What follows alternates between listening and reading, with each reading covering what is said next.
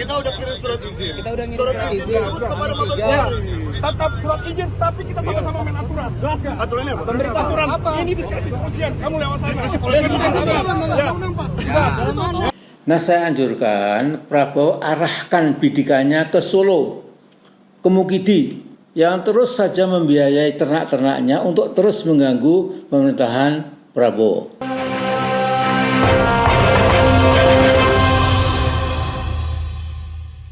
Halo Sobat DDR, kita ketemu lagi di channel Kamis 2 Juli 2026. Selamat Hari Bayangkara ke-80. Apakah Anda masih tetap presisi, tepat mengenai sasaran para demonstran? Assalamualaikum, salam NF. Waalaikumsalam warahmatullahi wabarakatuh. Selamat pagi Cak Jarud dan juga pemirsa di seluruh Indonesia. Pak Cak Jarud gimana? Alhamdulillah agak batuk-batuk Kak. Sama dengan mahasiswa UI yang kemarin demo bawa keranda ke Mabes Polri. Ini unjuk rasa luar biasa, keren. Bawa keranda mayat tapi dihadang oleh polisi dengan alasan ini wilayah diskresi polisi. Loh, kan sudah diberitahu bahwa akan ada demo. Bawa keranda aja takut. Apa yang ditakutkan dengan keranda, Cak Dodo? Mungkin takut kematian, takut banyak dosa. Jadi biasanya orang-orang yang sedang menikmati dunia itu dia nggak mau memikirkan akhirat, tidak mau memikirkan kematian. Jadi kematian itu ketakutan luar biasa. Ketika mahasiswa membawa keranda, itu bayangan buruk itu muncul dan polisi menolaknya. Bisa jadi itu dari sisi spiritual. Tapi dari sisi institusi, ya Mabes Polri kan pengen tampil bersih, pengen tampil tidak ada masalah, pengen tampil suci supaya bersih dari demonstrasi. Makanya demonya diarahkan jangan di depan Mabes Polri. Ya kalau demonya di tempat lain nanti dikira pendemo kantor PUPR dong. Kan seperti itu. Ini lucu ya. Targetnya mahasiswa kan ke Mabes Polri, terus nggak boleh ke Mabes Polri. Bener sampean. Kalau ke kantor lain gimana yang dituju Mabes Polri? Ini Sobat DDR membawa keranda, istilahnya ada isyarat matinya institusi Polri dalam mengayomi masyarakat. Cak Dodo, masih ingat dengan survei tentang kepuasan masyarakat terhadap Polri, itu nilainya, Cak, dari tahun ke tahun tidak pernah lebih dari 75%. Bayangkan, Cak, tahun lalu 65, sekarang masih mungkin 67%. Ini tingkat kepuasan masyarakat, Cak. Ya, memang itu disebabkan oleh perilaku aparat polisi.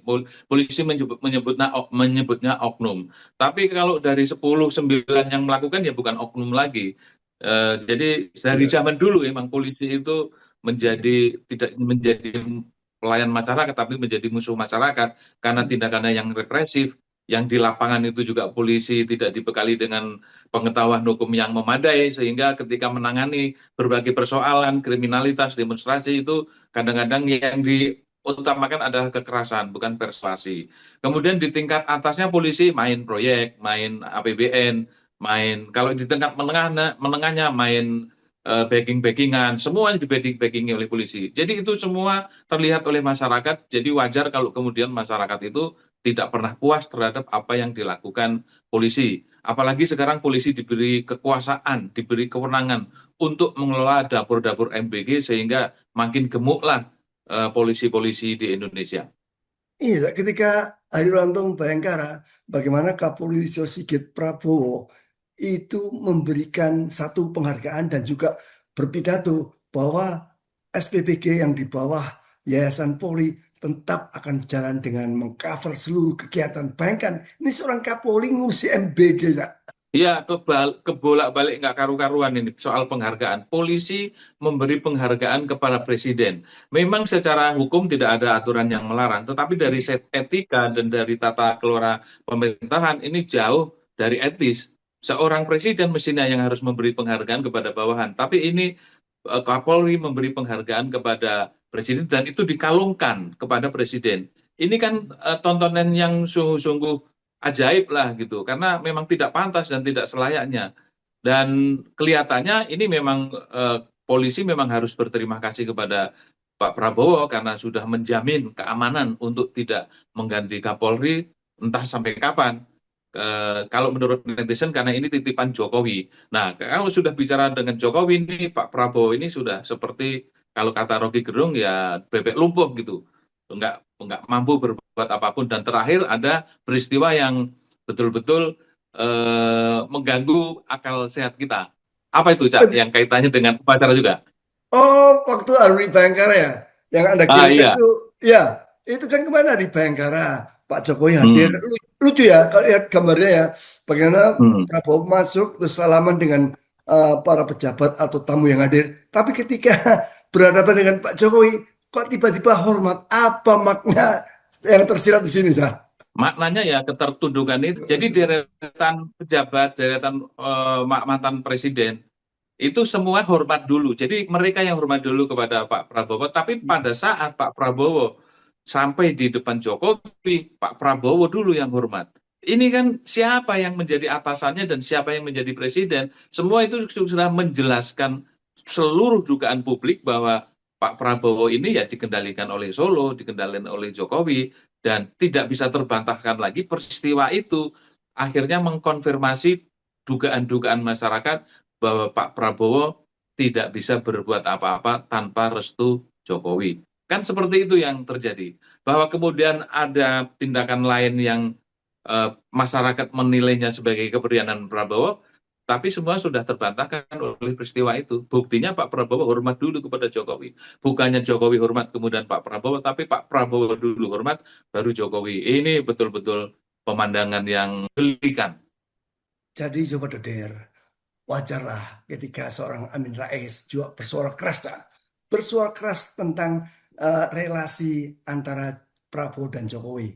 Satu hal itu pecat si Listio Sigit Kapolri karena apa? Dia merupakan pengejawan tahan dari utusan dari si Jokowi, dan yang kedua tuntaskan seluruh aspek hukum yang terkait dengan Jokowi dan keluarga. Kenyataannya, malah suka plesir ke luar negeri dan tidak berani memutus hubungan dengan Mukidi yang sangat dia hormati. Juga tidak berani mengganti Kapolri yang sudah terlalu lama, yang lebih mengikuti pengarahan Mukidi daripada pengarahan Prabowo sendiri. Ini aneh tapi nyata. Nah, saya anjurkan Prabowo arahkan bidikannya ke Solo, ke Mukidi, yang terus saja membiayai ternak-ternaknya untuk terus mengganggu pemerintahan Prabowo. Saya tentu bisa keliru, tetapi dari pengamatan saya, Mukidi and his gangsters dan geng-geng dia itu masih aktif mengerahkan ribuan ternaknya dan buzzersnya untuk merusak image atau citra Prabowo, yang intinya Prabowo harus kalah pada tahun 2029 besok. Saya dalam hal ini salut, setuju dengan Pak Amin Rais. Bukan begitu, Cak Dodo? Iya, betul sekali Pak Amin Rais. Pandangannya sangat presisi dan tepat sekali apa yang disampaikan Pak Amin Rais terhadap tindakan, perilaku, kebijakan, dan juga sepak terjang Pak Prabowo terhadap khususnya kepada Jokowi dan kaitannya dengan Pak Listio Sigit, karena Pak Listio Sigit itu memang sejak awal sudah dicurigai sebagai orang Jokowi untuk mengamankan kasus Pak Jokowi, baik kasus ijazah, kasus-kasus proyek strategis nasional yang mangkrak, dan kasus-kasus hukum yang lain juga itu harus diawasi dan di dalam genggaman Pak Listio Sigit. Oleh karena itu dia harus bertahan, dan cara Pak Jokowi untuk memuluskan itu pinter kan. Belum lama ini kan ada aturan yang mengatur bahwa usia pensiun polisi ditambah lagi menjadi 60 tahun. Artinya ini terjemahannya adalah untuk memuluskan Pak Listio Sigit untuk tetap berada jabatan sebagai Kapolri dan akan mengamankan terus posisi Pak Jokowi. Dan Pak Prabowo tidak bisa berkutik atas tindakan itu. Luar biasa ngawurnya, Kak. Jadi saya heran ketika dua orang termul berdialog dengan saya. Dia ngotot, Pak Jokowi is the best. Ketika saya tanya, Kak, apa yang membuat Anda berpikir seperti itu? Kalau saya cuma satu, ekonomi, law enforcement, dan juga kebebasan berdemokrasi. Adakah yang dicontohkan oleh Pak Jokowi? Dia nggak bisa jawab. Tapi tetap berasumsi bahwa Pak Jokowi adalah yang terbaik daripada Pak Prabowo. Ya, itulah yang namanya cinta yang berlebihan. Atau dalam bahasa politiknya adalah kultus individu. Jadi nggak peduli ini presiden itu punya legasi yang baik atau tidak. Yang penting dia cinta, dia suka, dan kecintaan dan kesukaan itu memang sudah produksi dari awal, udah direncanakan bagaimana Jokowi tampil sederhana, pakai baju putih terus, tidak pernah ganti, ngomongnya pelan, tidak pernah marah. Itu kan bagian untuk merawat kecintaan publik kepada sosok seseorang. Padahal publik itu bukan itu seharusnya melihat pemerintah, melihat penguasa. Harusnya bisa memberikan masukan, kritikan, hak-haknya dia sudah terpenuhi atau belum. Nah, Pak Jokowi ini, tinggalan dia selama 10 tahun kan, kalau kita belajeti satu persatu kan banyak sekali masalah yang harus dituntaskan. Tapi itu semua ditutupi dengan cara memunculkan sosok Jokowi yang sederhana tadi, dan masyarakat Indonesia terbius, histeris, bahkan nangis-nangis ketika melihat sosok seorang Jokowi. Kan Jokowi itu manusia biasa. Kenapa mesti dicintai melebihi kecintaan apalah gitu ya. Jadi kadang-kadang masyarakat ini juga tidak logis cara berpikirnya dan tidak berpikir panjang. Yang penting dia suka, dia ungkapkan, apalagi kemudian dilengkapi dengan para termul yang siap memviralkan itu sehingga yang lain juga terpengaruh cara-cara seperti itu dan terpengaruh mengikuti masyarakat lain yang mencintai berlebihan kepada sosok Jokowi. Dan sebelum Cak Dodo memberikan kata-kata mutiara ini, saya mengingatkan Sobat Daer, coba lihat, perhatikanlah bagaimana yang terjadi di rumah Jokowi. Sudah ada perubahan. Kalau dulu ada milenial, sekarang wisudawan UGM diarahkan mendatangi Jokowi. Apa maknanya? Mau Cak Dodo mengkritisinya?